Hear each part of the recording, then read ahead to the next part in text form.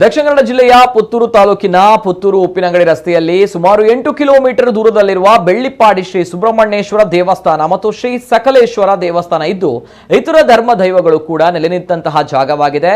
ಇತ್ತೀಚೆಗೆ ಊರ ಪರವೂರಿನ ಭಕ್ತರೆಲ್ಲರೂ ಸೇರಿ ಅತ್ಯಂತ ಜೀರ್ಣಾವಸ್ಥೆಯಲ್ಲಿರುವ ಸಂಪೂರ್ಣ ಅಜೀರ್ಣವಾಗಿರುವ ಶ್ರೀ ಸಕಲೇಶ್ವರ ಪಂಚಲಿಂಗೇಶ್ವರ ದೇವಸ್ಥಾನದಲ್ಲಿ ಜ್ಯೋತಿಷ್ಯ ವಿದ್ವಾಂಸರ ಮೂಲಕ ಅಷ್ಟಮಂಗಲ ಸ್ವರ್ಣ ಪ್ರಶ್ನೆಯನ್ನ ಇಟ್ಟು ಸುದೀರ್ಘವಾಗಿ ಚರ್ಚಿಸಿದರು. ಇದರಲ್ಲಿ ಕಂಡುಬಂದ ಪ್ರಕಾರ ಶ್ರೀ ದೇವಸ್ಥಾನವು ಅತ್ಯಂತ ಪುರಾತನವಾದ ಕ್ಷೇತ್ರವಾಗಿದೆ ಎಂದು ತಿಳಿದು ಬಂದಿದೆ.